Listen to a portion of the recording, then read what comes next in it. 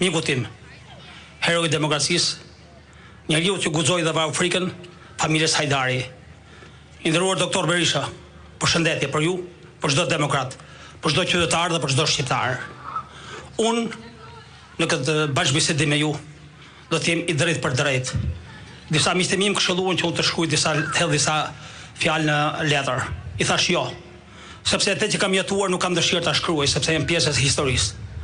Dhe historikun tim nuk e kam nisur sot, e kam nisur me 8 dhjetor 1990. Mirënjohje e respekt për çdo student dhe studente, pedagog dhe pedagoge, dhe veçanërisht një mirënjohje të jashtëzakonshme për popullin e Tiranës, qytetarinë e Tiranës, e cila me një kurajë të jashtëzakonshme mbështetje televizie. Pse e cilësova? Diktaturat nuk e japin shpirtin shpejt. Çdo moment kanë dëshirë të godasin. Ato ishin gati të na godisnin, por vërshimi i popullit të Tiranës e friksoi diktaturën.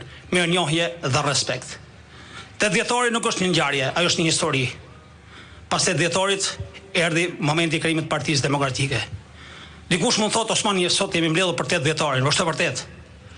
Por 8 dhjetori përdoi dhe krijimin e pluralizmit dhe krijimin e Partisë Demokratike. Ndaj do ndeshem pak këtu, edhe do ndalem. Partia Demokratike ka një histori të jashtëzakonshme në betejën e saj 35 vjeçare të demokracisë.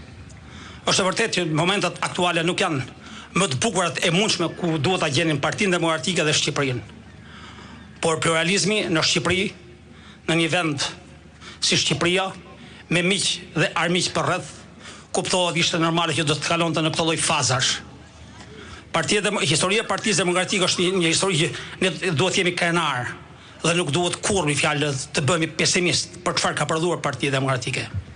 Çdo përfaqësim i Partisë Demokratike sot në çdo instancë ndërkombëtare është edhe i Shqipërisë sot është fal Partisë Demokratike. Më thoni një moment ku sekti i Ramës apo sekti i Rilindjes mund të ketë bërë një përfaqësim dinjitos Shqipërisë, shqiptarëve dhe Shqipërisë. Por ne nuk duhet të mohojmë dhe duhet të jemi kujdesshëm të jemi gjithmonë, sepse kujtesa dhe kujdesi janë domosdoshme për të shoqëruar çdo subjekt politik, individ apo një shoqëri. Partia Demokratike në koherencën e saj është goditur gjithmonë nga ish sigurimi i shtetit, e cili kishte kohë që e planifikonte për të uzurpuar dhe marrë peng Partinë Demokratike.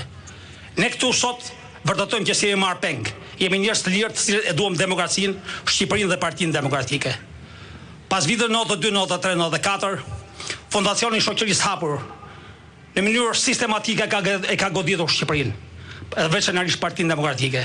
Qëllimi ishte të merrte peng pasuritë e Shqipërisë. Dhe në gjithë ne sot jemi dëshmitar që në çfarë faze, në çfarë situate kritike është shoqëria shqiptare. Është e vërtetë që sepse ka një diçka, dinamika e zhvillimit sjell zhvillim. Por sot Shqipëria për hir të vërtetës është goditur aty ku aty ku një shoqëri ka dëshirë të mbijetojë. Familja. Shpeshherë dhe ne kemi heshtur. Dhe këtu duhet jemi koshient. Heshtja jonë për situatat saktuar në ka dhënë dhe pasoja. Ne kemi heshtur dhe kur u godit familja. Dikush mund thotë si u godit familja. Mjafton shikojmë sot, mbi 40% e shoqërisë shqiptare është larguar nga Shqipëria. Është larguar truri i shqiptarëve. Është larguar rinia, energjia, forca. Janë larguar zanaçit dhe profesionistët. Kjo tregon që ka patur një skenar të detajuar për të goditur shoqërinë shqiptare. Pastaj ligji i fundit i maratuar në parlament, ku është vështirë të përcaktojmë tash kush është nëna, kush është babai, këto janë goditjet e shoqërisë shqiptare. Këto janë goditjet e familjes. Dhe një shoqëri të cilit goditet familja normalisht e ka të vështirë të mbijetesës. Unë do të drejtohem miqve të mi. Miq, ne jemi këtu. Ne kemi mundësi për hir të vërtetës. Doktor Berisha në një fjalë para disa kohësh tha që duhet pastrojmë shtëpinë tonë. Shtëpia jonë është vërtet që ka nevojë për të ndryshuar doktor Berisha dhe për të pastruar. Këtë nuk e bën dot një person i vetëm, këtë duhet ta bëjmë gjithë bashkë. Goditur në çdo drejtim. Unë para se të mbyll fjalën, kam dëshirë të kujtoj një aspekt. Ka qenë data, duke dhënë data 10 dhjetor 90. Më erdhi babai për një vizitë. Pas një interviste në televizionin shqiptar, ku dilje hapur kundra diktaturës. Nëse do ta fitoni këtë betejë, ju keni fituar një luftë dhe burri është pjekur kur fiton një betejë. Një burr piqet kur kryen një ushtrin.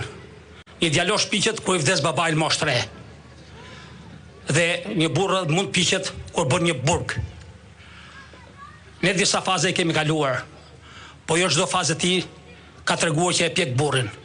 Ne kemi nevojë për më shumë mirë kuptim me njëri tjetrin, për tolerancë, por dhe për të më qenë më të vendosur. Dhe e fundit fare, çfarë unë do të sugjeroja. Ka dhe një parim. Në qoftë se një nga pjesëtarët e familjes në darkë të televiz dhe kthehet mëngjes, ai nuk është më pjesëtar i familjes. Unë atë pjesëtar familjes e pastroj. Ne kemi nevojë të pastrohemi, doktor Berisha. Ne duhet të jemi vetvetja. Shqiptarët shpresojnë dhe besojnë tek ne. Mirënjohje dhe respekt gjithmonë. Figurës legjendare të Azem Hajdarit. Respekt dhe mirënjohje doktor Berishës, që atë lëvizje e ktheu, i dha formë dhe i dha cilësi nga një lëvizje, nga një zemrim popullor në lëvizje politike dhe ne krijuam Partinë Demokratike.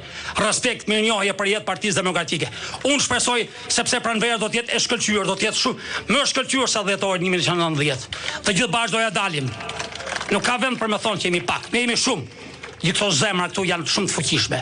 Ju falenderit, kam nderin të ftoj djalin e miku tim, Azem Hajdari.